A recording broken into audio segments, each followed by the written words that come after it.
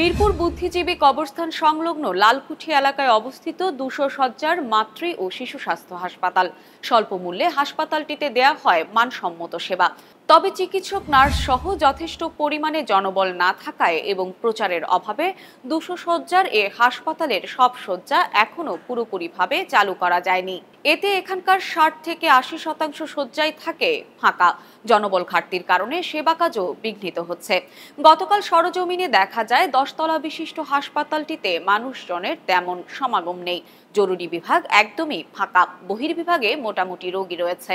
হাসপাতাল কর্তৃপক্ষ জানিয়েছে, এদিন বহির্বিভাগে চিকিৎসা নেওয়া রোগীর সংখ্যা ২৫০। এছাড়া হাসপাতালে ভর্তি আছে ২০ জনের মতো, অর্থাৎ ৮০% শয্যাই খালি। হাসপাতাল সংশ্লিষ্টরা জানান, ১২০ থেকে ১৬০টির মতো শয্যা ও কেবিন নিয়মিত ফাঁকা থাকে। শয্যা সংখ্যা ২০০ থাকলেও জনবলের অভাবে সব শয্যা চালু করা যায়নি। ২০০ শয্যার হাসপাতালে চিকিৎসকের পদ আছে ৫৪টি, নার্সের পদ ৬৬টি, পাশাপাশি দ্বিতীয় ও তৃতীয় শ্রেণী সহ মোট ১৬১টি পদ আছে। বর্তমানে চিকিৎসক আছেন ৪৯ জন, তবে তাদের মধ্যে অনেকে সংযুক্তিতে রয়েছেন। নার্স আছেন ৩৬ জনের মতো। হাসপাতাল কর্তৃপক্ষের দাবি, ঈদের কারণে রোগীর চাপ কম। অন্যান্য দিন বহির্বিভাগে ৩৫০ জনের মতো রোগী দেখা হয়, শয্যাও পরিপূর্ণ থাকে। হাসপাতালটির সহকারী পরিচালক ডাক্তার রেহানা আক্তার বণিক বার্তাকে বলেন, হাসপাতালের রোগীদের সংখ্যা দিন দিন বাড়ছে। যতটুকু সামর্থ্য আছে তা দিয়ে রোগীদের সর্বোচ্চ সেবা দেওয়ার চেষ্টা করা হয়। প্রচারণা বাড়াতেও বিভিন্ন ধরনের উদ্যোগ নেওয়া হয়েছে। কাজের মাধ্যমে জনগণের বিশ্বাস অর্জন করলে রোগীর পরিমাণ আরও বাড়বে বলে আশা প্রকাশ করেন তিনি। রাজধানীর মধ্যে মা ও শিশুদের চিকিৎসার জন্য ৩টি বিশেষায়িত হাসপাতাল আছে। এর মধ্যে মিরপুরের লালকুঠি এলাকার এই মাতৃ ও শিশু স্বাস্থ্য হাসপাতাল একটি। এখানে বিশেষভাবে মা ও শিশুকে ২৪ ঘন্টা চিকিৎসকের তত্ত্বাবধানে চিকিৎসা সেবা দেওয়া হয়। ২৪ ঘন্টা চালু আছে প্রসব কার্যক্রম।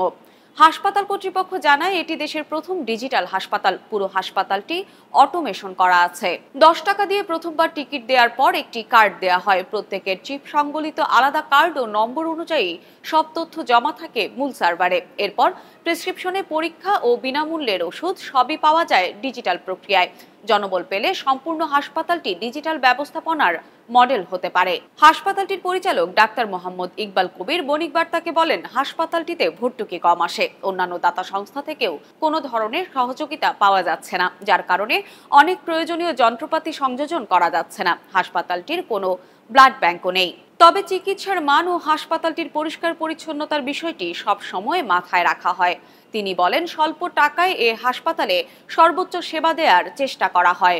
২০২০ সালের ৬ ডিসেম্বর মিরপুরের লালকুঠিতে অবস্থিত মাতৃ ও শিশু স্বাস্থ্য প্রশিক্ষণ প্রতিষ্ঠানে এ হাসপাতাল উদ্বোধন করা হয়। এর আগে ২০১৯ সালে এ হাসপাতালে চিকিৎসা কার্যক্রম শুরু হয়।